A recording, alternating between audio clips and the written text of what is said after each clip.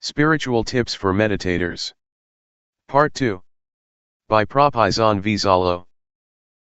Means and Ends of Meditation. Since I would like you to take this opportunity to listen and learn from Luangpor Teean, I will not take much time. I will just speak a little bit to comply with his request. Later, you can request him to share more or answer your questions. I think what Luangpor Teean said is fundamental to the Buddhist teachings. He stresses mindfulness. It is very important to practice mindfulness, for it is the heart of Buddhist meditation. When speaking about meditation, we have to bear in mind that there are many kinds of meditation, both formal and informal. In fact, meditation is not an exotic method that has to be imported from the East. Meditation is what we have already experienced, what we have already practiced, whether we are aware of it or not. When you see nature, when you look quietly into yourself, when you reflect on your life, that is meditation. When you try to follow your breath with an expectation of calmness, that is meditation. Meditation can be practiced through drawing, painting, or music. So meditation is what we have already experienced to a certain extent. But, to make our meditation beneficial, fruitful, and worthy of our attempts and the time we spend, the shortest way, according to Buddhism, is to cultivate mindfulness. That is, meditation with awareness. Awareness is the means and end of meditation, and nothing else. For some people, meditation is the way to calmness, but for the Buddha, calmness should only be the byproduct of meditation. It is the reward that we gain from our practice. Yet, we also want to have total self-awareness. Self-awareness, or knowing oneself, is very important, as Luangpor mentioned earlier. According to the Buddha, to know oneself is to liberate our minds from suffering. We are overcome by grief or sorrow and suffer because we are not aware of ourselves. If we become aware, we can see clearly that we are carried away by greed, by anger, by anxiety. Once we become aware of ourselves, mindfulness is established. Once mindfulness is established, it is not easy for sorrow, anger, ill will, or greed to sneak into our minds. Guarding our minds with mindfulness is the secret of removing suffering. Normally, we are not aware of this truth, but if you reflect on yourself, you will realize that the best way to clear your mind from suffering is to make your mind neutral, to maintain your mind in the middle. If we let our minds be subject to feelings of being pleased or displeased, like or dislike, rejection or attachment, our minds will never experience calmness or clarity. With mindfulness, calmness and clarity are possible. So with the formal practice of the Buddha, we can learn how to cultivate mindfulness, enabling us to be free from being all sorts of fire. The Buddha speaks about fire. There are three kinds of fire that burn us at every moment, every day, every hour, every minute: the fire of greed, the fire of hatred, and the fire of ignorance. The fire of greed or the fire of desire, be it sensual desire or desire for becoming, always burns our mind and that make us feel as thought we are lacking. It is quite strange that the sense of lacking is prevalent in Western societies. Despite the material richness, despite the abundance, people are overwhelmed by the sense of lack. They may have a lot of things in their houses, they may have a lot of money in their bank accounts, they may have success in their careers, but people still feel that they lack something. That is why they try to gain more and more, consciously or unconsciously. Mindfulness is very effective at stimulating the knowing element in our minds, the conscious element in our minds. It not only helps us to be awake but also brings calmness, which leads to clarity. And once our minds become clear, insight into the nature of mind is possible. That is why mindfulness is very important. June 8, 1997. The art of meditation. You may have noticed the relationship between body and mind during your practice. They affect each other and we should make the best of them for our practice. You may have observed that when you are upset or mentally tense, your breath may become shallow or you may have chest or leg pain. If you understand this relationship, you can learn how to relax your mind by controlling certain parts of your body. For example, breathing deeply can help you relax. If you want to gain or to attain a desirable of mind, you cannot force the mind directly, but you can condition it by making your body more conducive to the state of mind. The mind is uncontrollable, but it can be conditioned indirectly, by either the body or external surroundings. For example, if you are in this room, you may feel drowsy, but if you go outside, you are refreshed because of the open air, the open space. The drowsiness disappears. That is the relationship between external surroundings and the mind. Use this knowledge of the relationship to the benefit of your mind. If you sit upright during sitting meditation, for example, it is easier for the mind to collect, to concentrate, and to be calm, but if you lean against a wall, you may be sleeping. If you feel very tense, lying down will be helpful, but if you feel normal, lying down will make you sleepy. This is the relationship between body and mind. Please learn how to take advantage of this relationship to improve your practice. During walking meditation, for example, if you feel distracted or your mind becomes busy and wanders without end, walking more slowly can slow your mind. Your mind will be less distracted. The speed of your walk can affect your mind. If you feel tense because of your inward attitude, your mind turns to look inward, stopping the thinking process. In this case, walking faster can help to release the tension. The position of your head also affects your mind. As I told you a few days ago, if you lower your head too much, tension tends to arise because your mind is turning inward. But, if you walk and have an indefinite gaze outward, your mind wanders easily and can be easily distracted. So, positioning your head appropriately will moderate your mind. You have to find the speed that is appropriate for you, not too fast, not too slow. This is an art. Meditation becomes an art because you have to find the balance on your own. If you walk too slowly, your mind becomes tense because it looks inward and concentrate too much on the body and on the thinking process, so you have to speed up. There are two extremes. One is to wander a lot distractedly, and the other extreme is to take it very seriously, to push oneself very hard, trying to stop or to suppress the thought. The one just follows the thoughts, the other wants to stop the thoughts. These are the two extremes. In this practice, we neither stop nor follow the thoughts. But how? This is the point of balance. I myself have to adapt. When I feel tense in my legs, I walk slowly. If I walk any faster, I cannot get through the 7 days retreat. Normally, I do not practice the intensive retreat for the whole week, just for a whole day. The rest of the week I do it indirectly and then I may do something else. But to practice 7 days, we have to learn how to do it without being exhausted. It is like marathon walking. If you push yourself very hard at the first kilometer or on the first day, the rest of the days will be disastrous. You have to know how to save your energy so you can go through the whole retreat or marathon.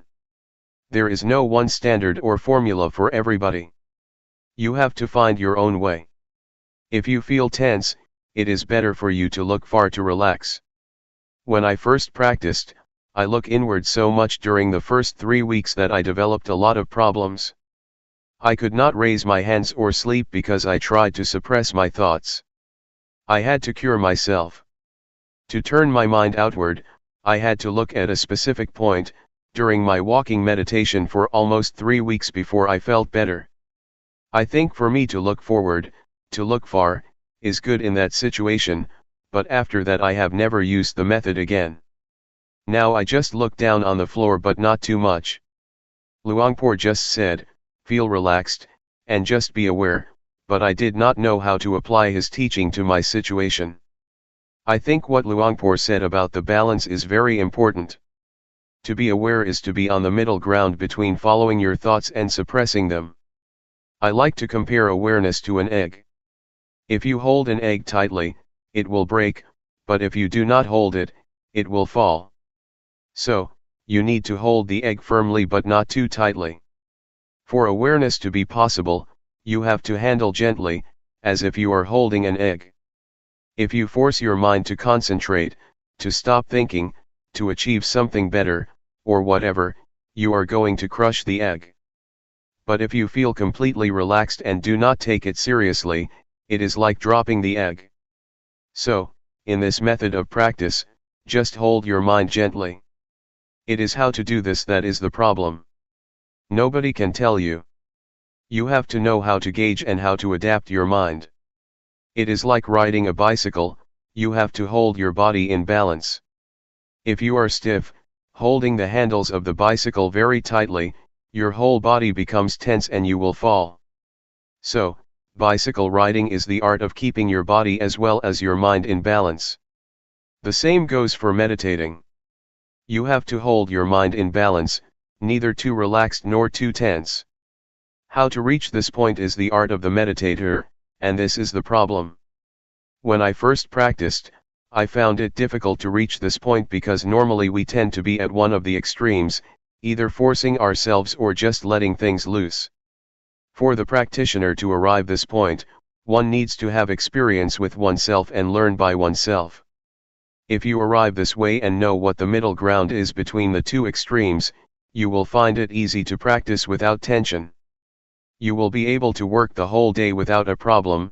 At the same time, you will be able to effectively handle undesirable thoughts. Previously, when we had distracted thoughts or a scattered mind, we responded to in one of two ways, either following it or suppressing it. But if we know the middle way, we will find that just acknowledging our mental condition, just noticing the thought that arises, it will disappear or fade away, without our having to make an attempt to suppress it. In order to reach this point, our attitude is very important. If we want to achieve calmness, to develop mindfulness, or to gain something, we tend to suppress our thoughts. We do not want to be distracted, so we try by all means to stop distractions, thus bringing ourselves lots of problems, mentally and physically. So, just take it easy. Attitude is very important. To take it easy does not mean that you do not make any effort, but rather, practicing the whole day and making lots of attempts. The point is how to make such attempts without having anything to gain. You came here and you must have been motivated by some expectations. But once you start working, once you start raising your hands, you have to ignore whatever brings you here. If you want something during your practice, that means your mind is in the future, not in the present. To practice here is to make our minds present here and now. Mindfulness is the presence of mind. To live your life mindfully means you have to make your mind present in everything you do. When you are watching, your mind is there. When you are walking, your mind is there. When you are taking a bath, your mind is there. That is mindfulness, or the presence of mind. You may wonder how to practice mindfulness while asleep. It depends on how you cultivate mindfulness when you are awake. If you are mindful most of the day, it will take care of itself during your sleep. You will learn that your dreams can be affected by mindfulness. Even consciousness plays a role in your dreams to a certain extent. They are not totally unconscious. They depend on the mindfulness that you have already developed. So, just take care during your waking hours, because it is the period of the day that we can control. It took me about a month to find the middle ground, but I am a bad example. Many people spend about a week to find it. For me, I feel that tension is the indicator of whether I am practicing right or wrong. If I am tense, it means I am practicing the wrong way. After 1 month, I was aware of my thoughts very quickly, which was a surprising experience for me. Sometimes, even now after being a monk for more than 10 years, I practice and I feel tense, which means I am too serious, so I know I have to relax my mind a little bit. I still get tense from time to time, not always at the balanced state, but at least I know how much I have to relax to reach the middle ground. It will be a point you are familiar with. You may get tense, but when you feel relaxed to a certain point, you will know that this is the middle ground for you. You have to find it yourself. Nobody can tell you where it is. There are many indicators for us to be sure whether we have developed enough awareness or not. Sometimes one has a lot of distractions. The mind can become busy, but if you acknowledge the thought very quickly and notice when it occurs, you are aware. Also, to be aware does not mean that you have to be calm. In some situations, the mind is supposed to perform its functions and it is difficult to be calm. As long as you notice that your mind is distracted, it is all right. That is why Luangpor said, do not try to be undistracted, but once you are distracted, you are aware. Once your mind goes out, you are aware. The point is your awareness of your state of mind and knowing it quickly. For a lot of people, meditation time is only the time when they sit cross-legged and close their eyes. Afterwards, they go to work, and cannot think of meditation. Meditation is limited to the room, in the morning and in the evening.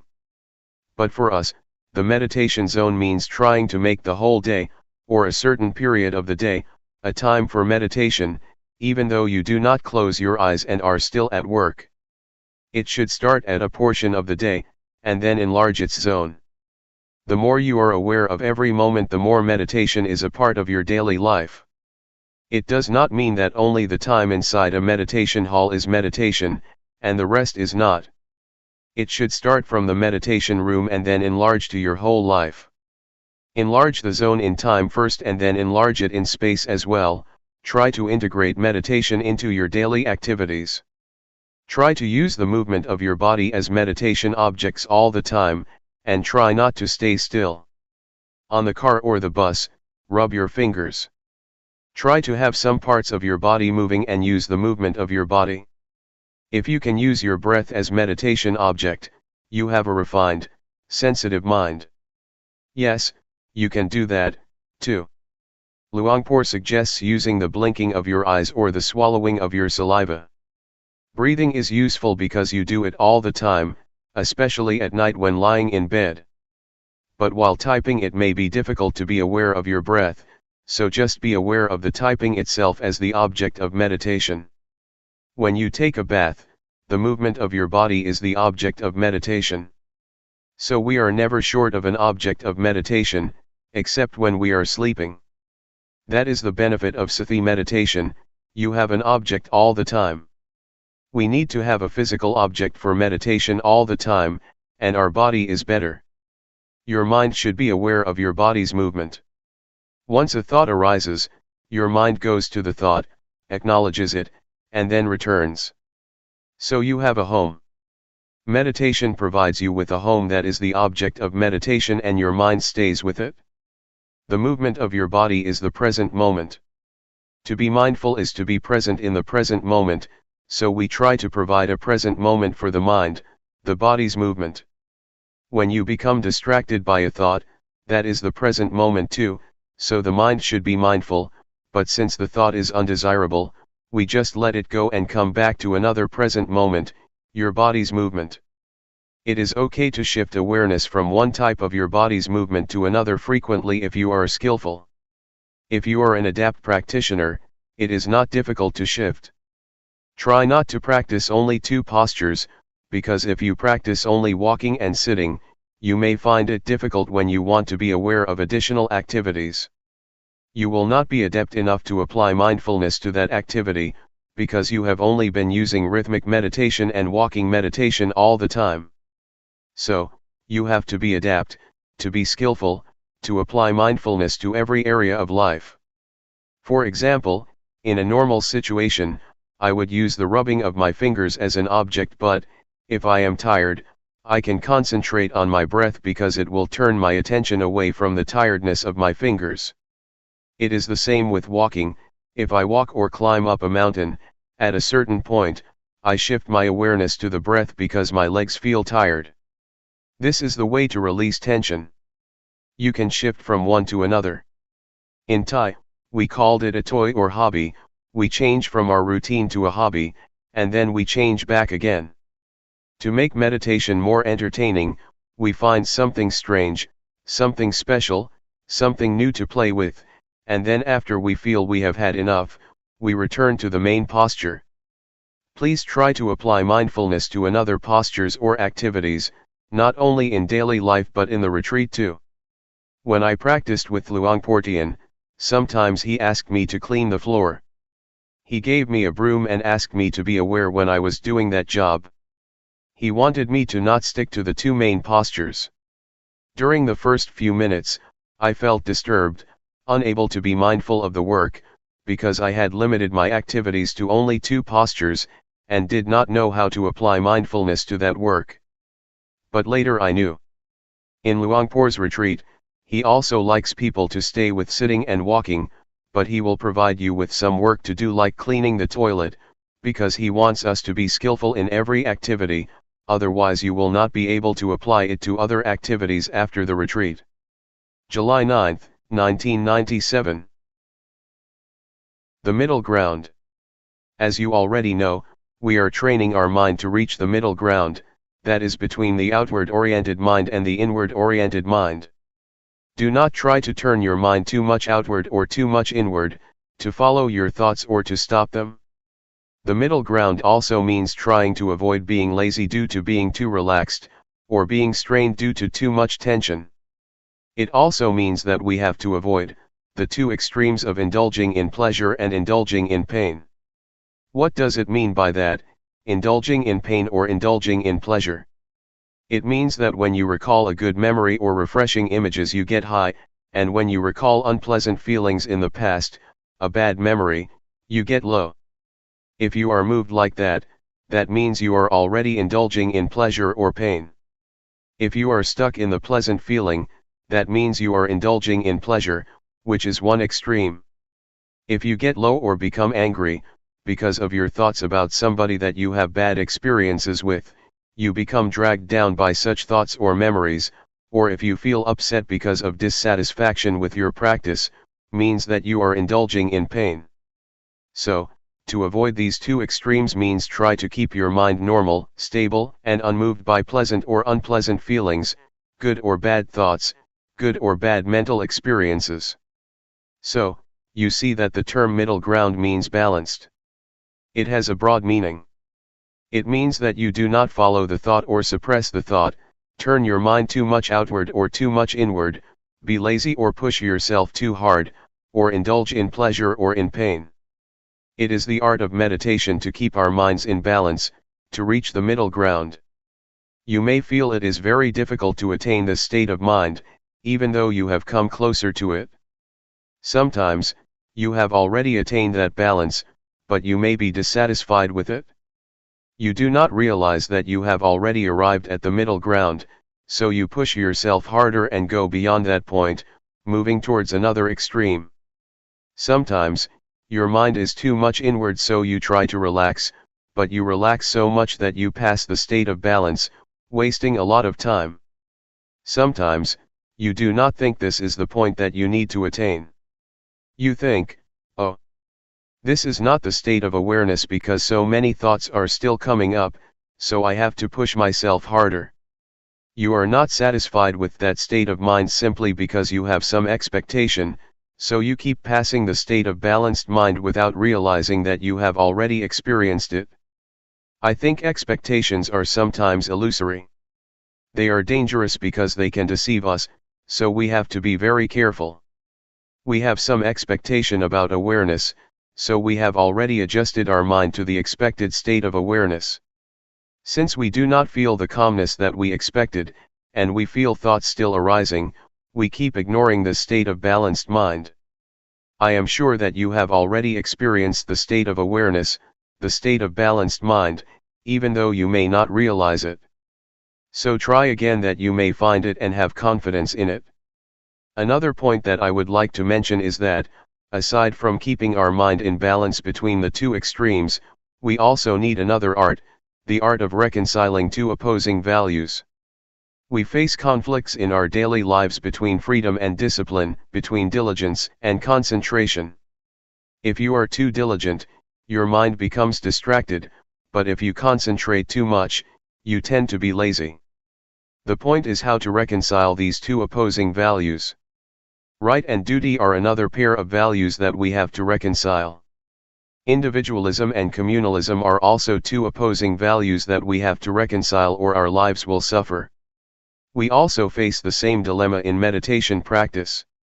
It may be even more difficult than what I have already mentioned. One is to take it easy but to try hard.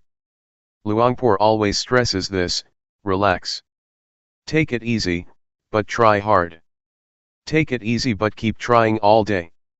It is quite contradictory, but you have to reconcile these two or you cannot make progress. Luangpor Teean always said, take it easy, but seriously. Luangpor Teean, unlike Luangpor Teean, would give you only a 5-minute talk. At his interview, which lasted less than 5 minutes, he kept saying we should take it easy but seriously, or take it easy but do it all day. I was quite confused then, but now I understand what he meant.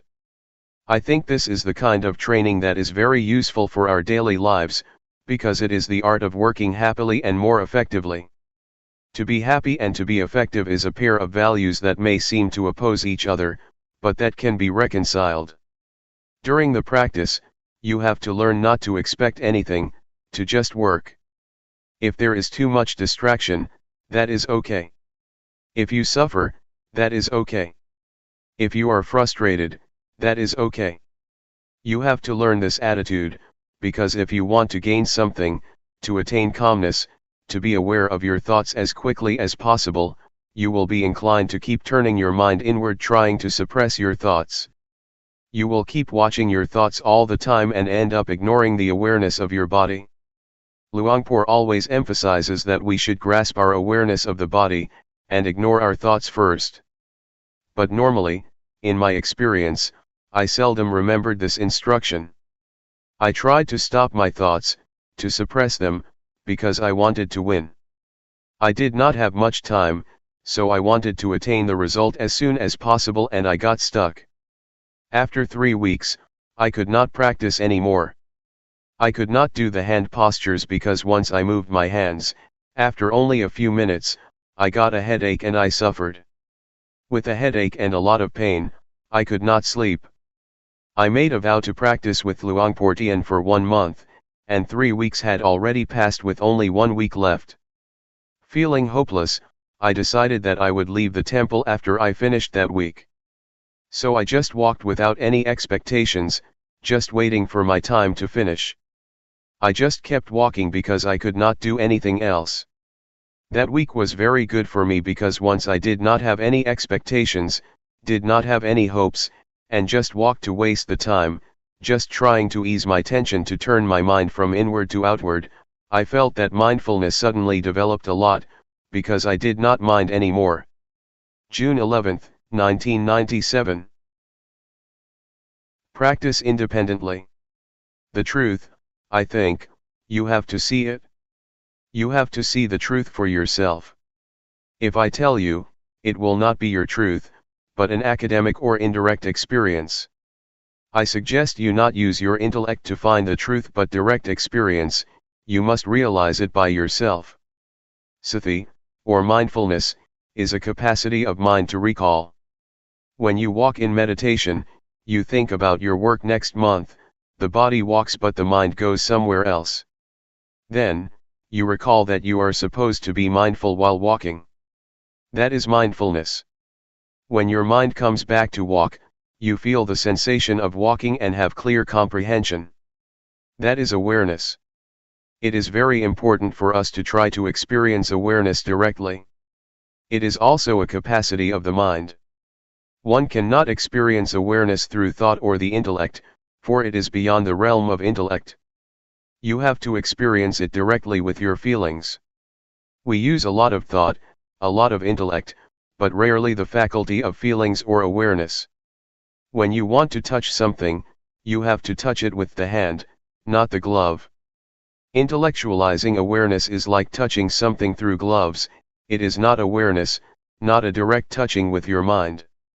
I would like to recommend you to practice independently.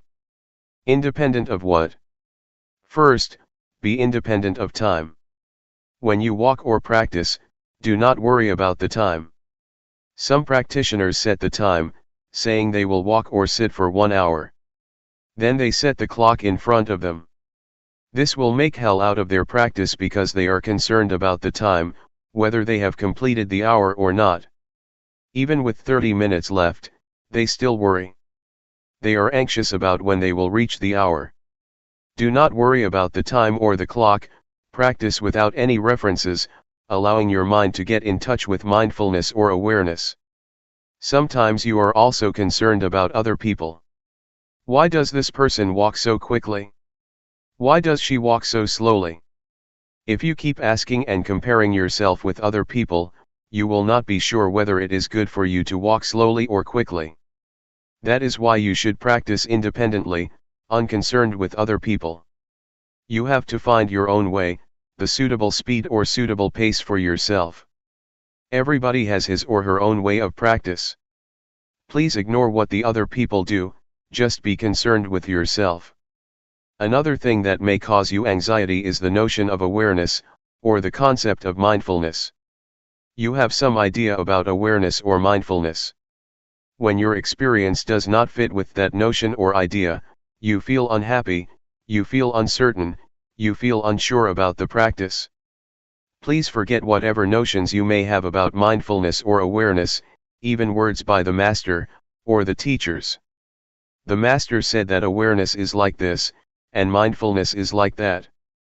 You become attached to these words. When your experience does not fit with these words or ideas, you feel unhappy. When I first practiced, I was confused. Somebody said you have to be aware like this, but the other master said you have to be aware like that. I was bewildered. Which one is the real awareness? It is difficult to explain what awareness is like. You cannot convey awareness by words, but have to know it from your experiences. This is true even of color. When you see this robe, you know exactly what color it is, but to express it out loud people use different words. Somebody says this is yellow, but others claim it is orange. Different people use different expressions even for the same thing. Please ignore these references. The fourth thing to be independent of is the previous results that you may have obtained. Yesterday, you experienced calmness, you achieved wonderful practice, and then you want your practice right now to be the same. That is another kind of reference that you should avoid. If you have such references or if you are concerned with past results, you may be unhappy. They will never fit with one another. Ignore the results of the past and start again at the present moment. Practice independently, independent of previous results. It is already the past, let us ignore it. However good your experience was, be it calmness or tranquility, do not try to repeat it again or you will be disappointed. Why? Because you have some expectation, and expectation makes your mind out of balance. To practice like this, balance is crucial. You have to keep your mind in balance. Desire or expectation tends to push your mind out of balance. Therefore, forget whatever happened to you, even your expectations. Be careful with expectation. When you expect something, you have preconceived notions about it.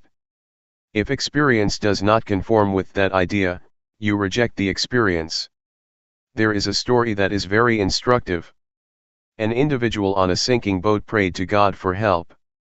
Being very devout and sincere, he sincerely believed that God would help those who have faith in him. During his prayer, a lifeboat came by and asked him to join. He said, "No, I believe God will help me, because he never ignores those who have faith in him." So, the lifeboat left him behind. 1 hour later, the sea level was already at his chest. A fisher's boat came. He said, "No. God will help me." Another hour later, the sea level was already up to his neck. A patrol boat came. He replied again, no. So, he drowned and went to heaven because he was a good person. When he met God, he asked, God, why did you forsake me? I prayed for you even at the time of crisis. God replied, you fool. I sent 3 boats to help you. Why didn't you take the boat? The man expected a miracle. In reality, no miracles happen. God's action is not miracle, he works through ordinary events. So, with expectation, the person tried to reject even the help of God. Do not be too concerned with expectations, or you will reject the experience that you have already achieved. Just work independently of expectation, and try to get in touch with real awareness through direct experience. When you get a result, it will be the true outcome of your practice. Do not bother with miracles or preconceived expectations. Question: how can you forget everything and not have any expectations or references? Answer: it can be done through repetition. In the first hour it may not be easy to forget, but if you practice more and more, you will feel in harmony with the practice, and then this notion will pass away. Nevertheless, you have to do it repeatedly, over and over again. Then, a new kind of habit will develop, the habit of letting go and forgetting expectations. Question: that is very, very hard. Answer: it is possible, if you try to be at the present moment. I found that when I feel in harmony with the practice, I do not care about the rest. To be in harmony with the practice takes time, but it is possible. We call it, to be at the present moment. When you have developed that habit of being at the present moment, you will be less distracted by expectations, by time or schedules, by other people's practice. Question: are you suggesting that we totally ignore previous experience on how to get there? Answer: I suggest you do that when you start the practice. However, when you finish, you may review and think about which one is the way. During the practice, try to be at the present moment, otherwise, your previous results will distract you from the practice. Question: when we start the practice again, we will take reference of the previous experience, right? Then, how can you practice independently? Answer: a kind of habit will develop within you. Question: right, I see what you mean, inherit a habit from the previous practice instead of knowledge. Answer: yes. It has already happened to you, because all of you have been practicing for a long time. You have inherited some habits or some tendencies. That is the most important, more important than something in your mind. Question: not to be guided by thought, but by your natural movement or habit. Answer: yes. This is what we call adept or skillful, you become more skillful. Take swimming for example. Thinking, or recalling the instructions, does not help you much when you are swimming.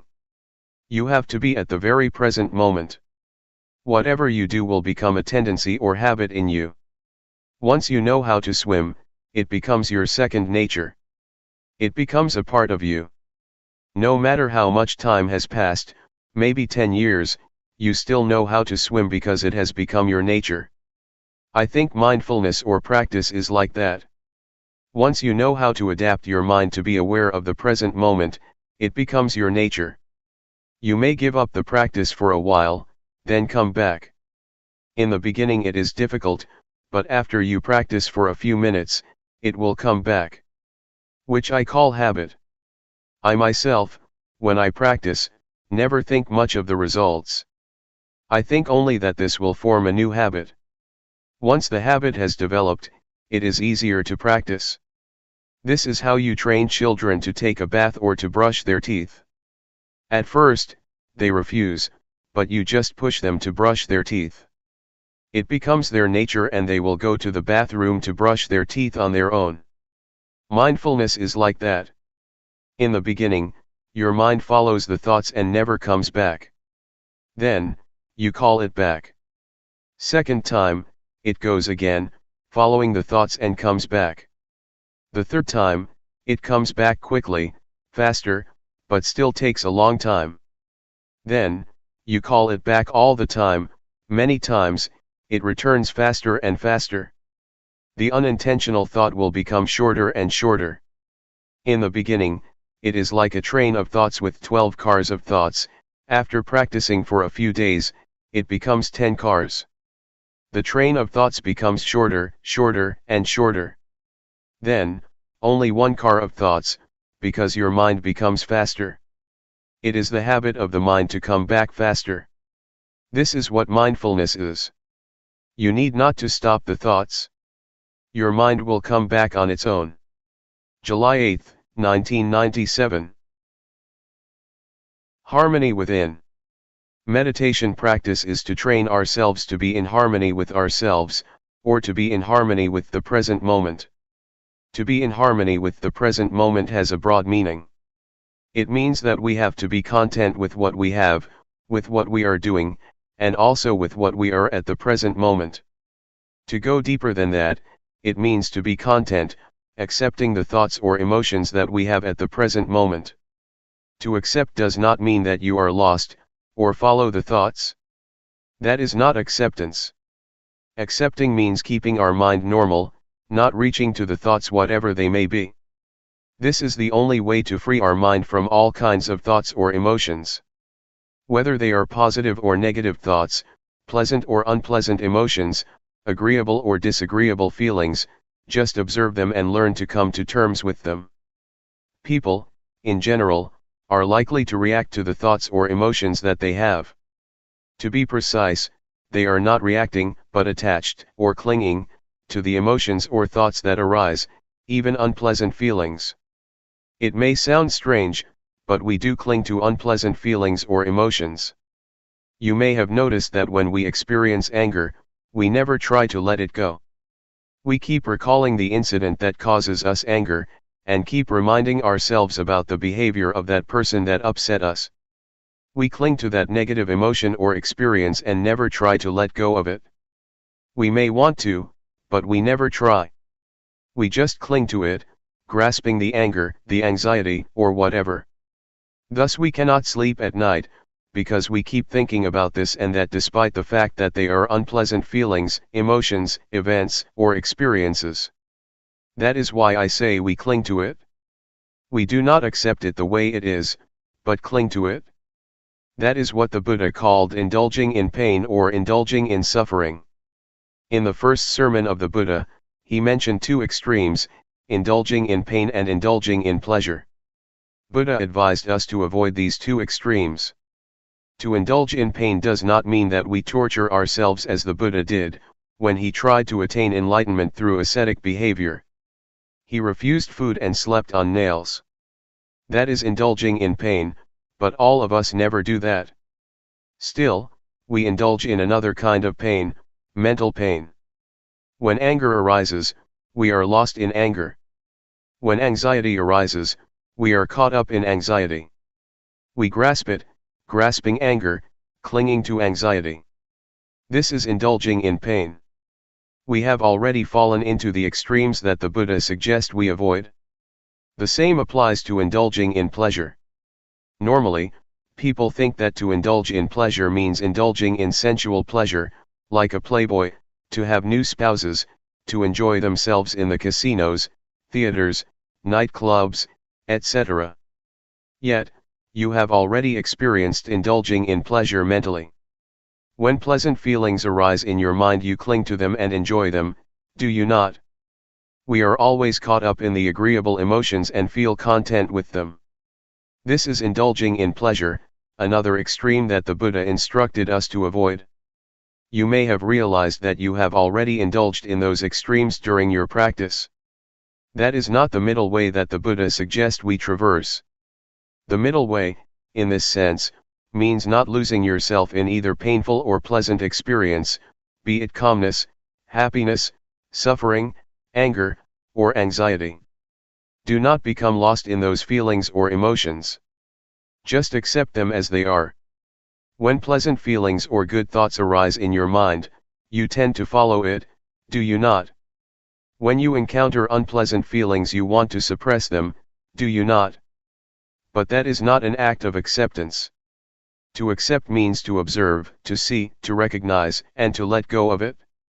This is the only way to be free from all kinds of feelings or thoughts. I would like to urge you to learn how to come to terms with all kinds of thoughts and emotions that arise.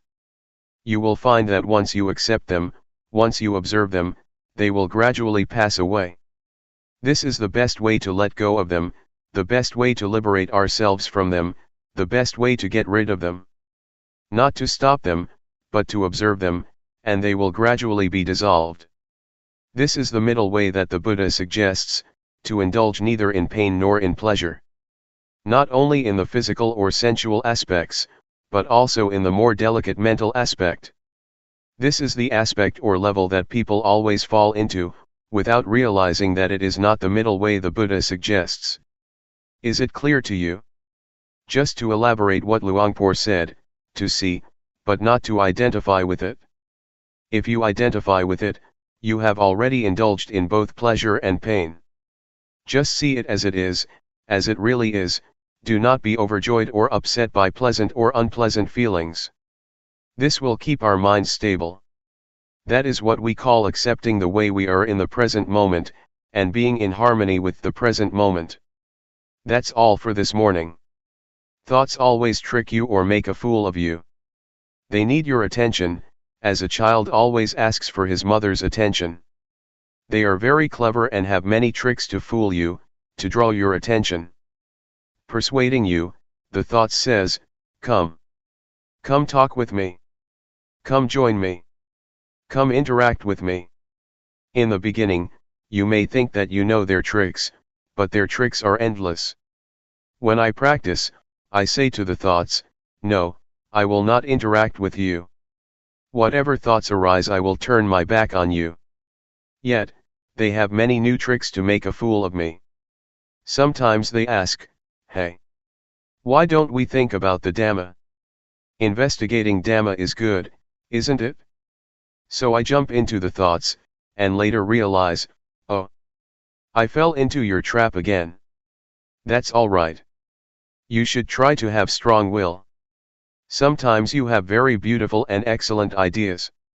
You may think about the glorious past, a beautiful moment in the past, or somebody whom you would like to talk with.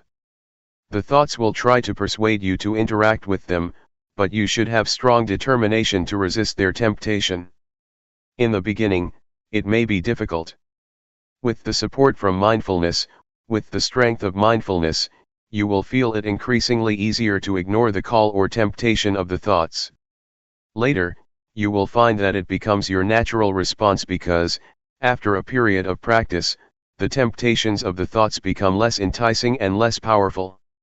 Why do they become less powerful? Because the thoughts become shorter and shorter. In the beginning the thoughts are long, like a train of thoughts. Gradually, the thoughts become shorter, shorter and shorter. The shorter a thought is, the less powerful it is. That is why you will find it increasingly easier to turn your back on them, and accept them the way they are. Once a thought arises, do not bother with it. Just see it and say to yourself, that's the way it is. Whatever the thoughts or feelings arise, be they good or bad, wholesome or unwholesome, just see them without being disturbed or annoyed by them. Yet, in the beginning, you may feel upset with yourself, because you never realized that bad thoughts or evil ideas could arise in you. Some desire will come up, and you will have never realized that you could have such bad ideas, such evil thoughts. But, it will arise. If you are mindful enough, you will accept it. That's the way it is. Gradually the equanimity arises. So I suggest you maintain the attitude of acceptance. Whatever ideas, whatever thoughts, whatever emotions occur in your mind, just try to keep them normal and have no preferences, like or dislike, appreciation or aversion. Try to avoid these two extremes, and just accept them the way they are. This is the second mantra I would like to present to you, that's the way it is. The bad thoughts that arise, the evil ideas that arise, are beyond your control. So, just accept them as natural, as normal. That's the way it is. Thus develop the indiscriminative mind. The ordinary mind tends to be judgmental.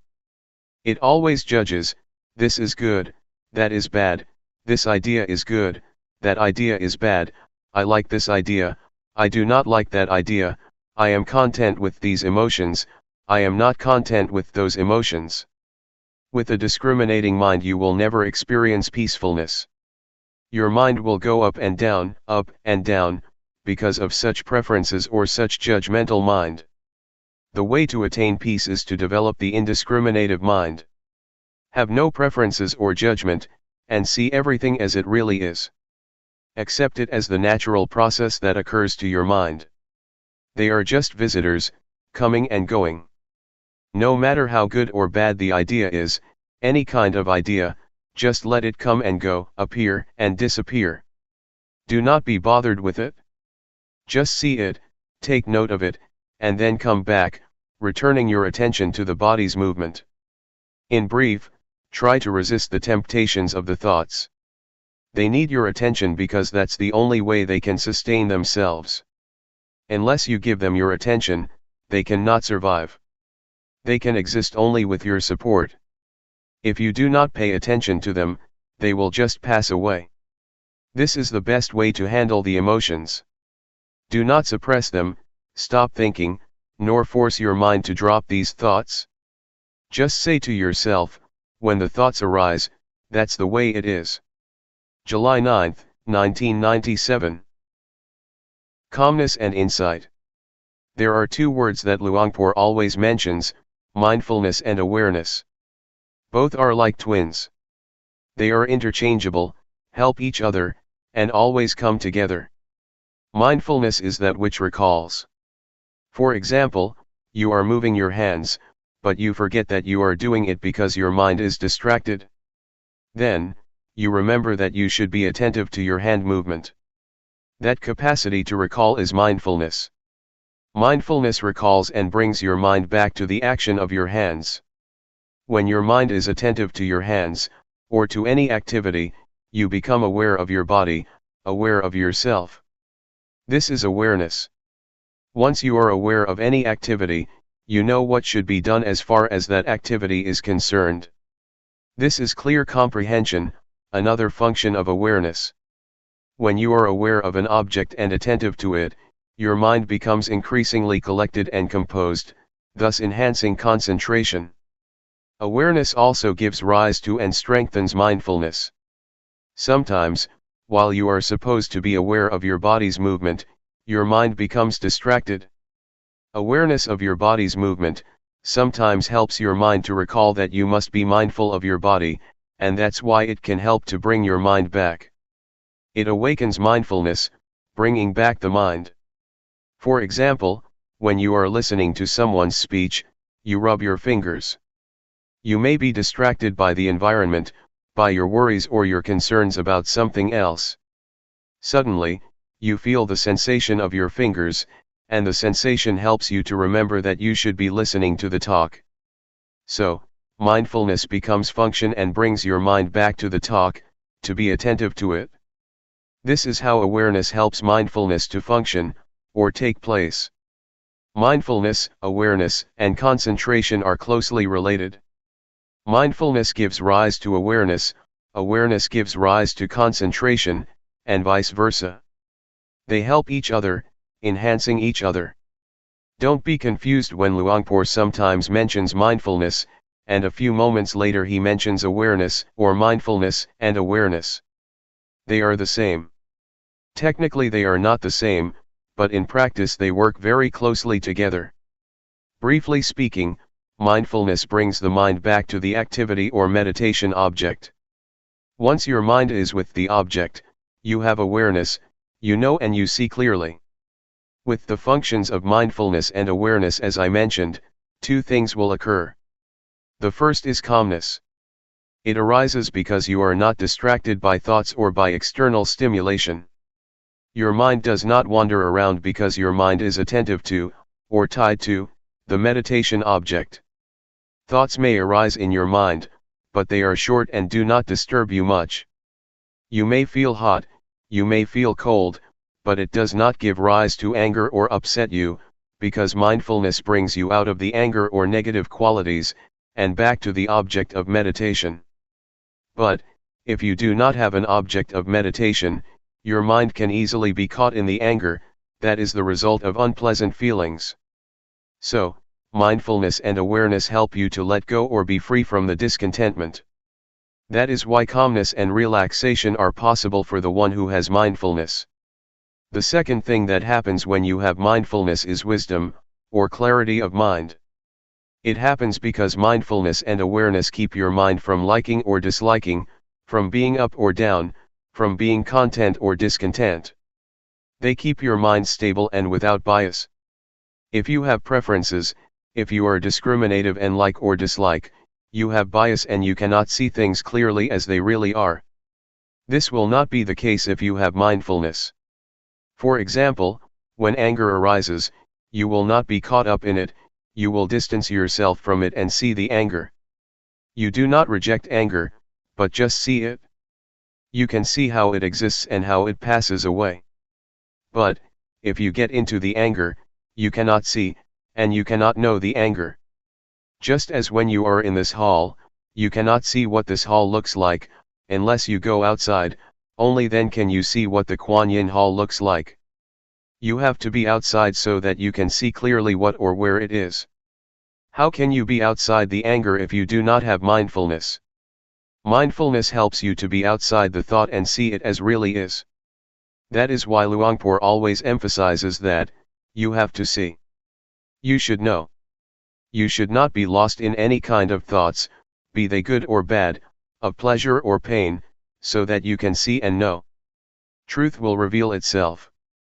In short, as I mentioned, there are two kinds of results that will take place, calmness and insight, or wisdom. Yet, you should bear in mind that calmness is not the primary aim of this meditation. The primary aim is insight. If you take calmness as the primary objective, it is easy for you to become lost in calmness, and then you cannot even see what it is.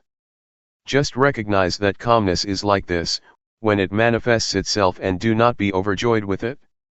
Just see that that's the way it is, and then try to maintain your mind to see, to be clear, keep knowing, keep observing. That's all. This is just to make a brief distinction between mindfulness and awareness, and to highlight their main functions as well as how they work together.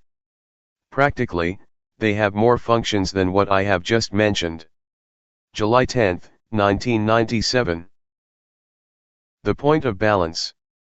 As you may be aware, Luangpor tries to suggest that you not watch your mind or watch your body closely. There are some justifications for that. In our daily life we tend to do a few things at the same time. You should allow your mind to be aware of your whole body rather than only a particular part of it. Otherwise, you may make mistakes in your activities.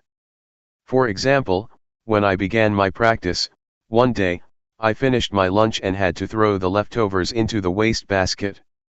Since I did not know how to practice properly, I forced my mind to concentrate only on my feet, while I was walking to the waste basket. When I arrived at the basket, I threw the leftovers into the basket, and forgot that not only the leftovers but the fork and spoon were also thrown away. Why?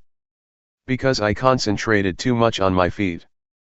I did not allow my mind to be aware of my whole body, to be aware of the act of holding the plate with the leftovers and the fork and spoon. If you force your mind to concentrate only on one part of your body, you limit your awareness to that part and forget the rest. There is another story of a practitioner, who wanted to concentrate on every act of her movement in detail. Before she went to the office she had to get dressed. She concentrated on her act of dressing very consciously and very intensely. When she took the shirt, she concentrated on it. While wearing the shirt, she also concentrated on every movement of the wearing. The same applied to putting on her trousers, her socks, and her shoes. When she went to work, it took more than an hour for her to realize that she forgot to zip her trousers. It's okay if you walk with too much concentration in a walking meditation, it's not much of a problem because you only have one act. Yet in reality, You have many acts at the same time. You walk and you hold something in your hands. When you drive a car, you have to look at the road, and control the steering and the speed with your hands and legs. These require your total awareness. Focusing your mind on only one particular part of your body, will cause problems. I have spoken only of the physical aspect or the aspect of the body activities so far. This principle also applies to the mental aspect. If you force your mind to watch your mind closely, you tend to block your thoughts. When there is no thought, you do not learn how to let go of it. You should allow thoughts to arise, so that you learn how to let go of the thoughts or emotions. If you block your mind, the thoughts cannot arise, and then you do not know how to let go of them when they do arise.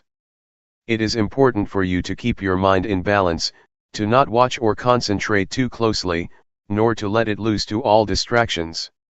This will enable your mind to be aware of the mind, to be aware of the body, not only of your hands, but the whole of your body and also its surroundings.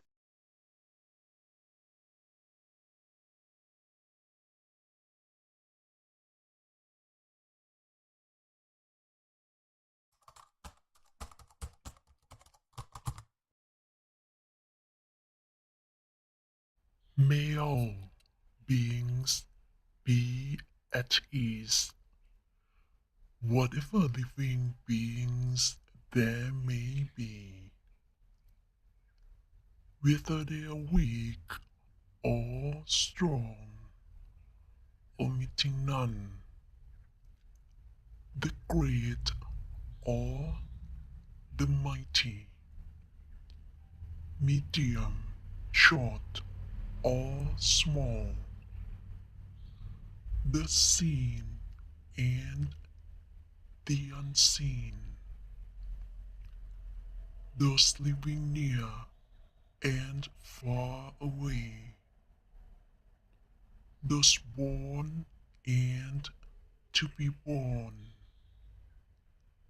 May all beings be at ease.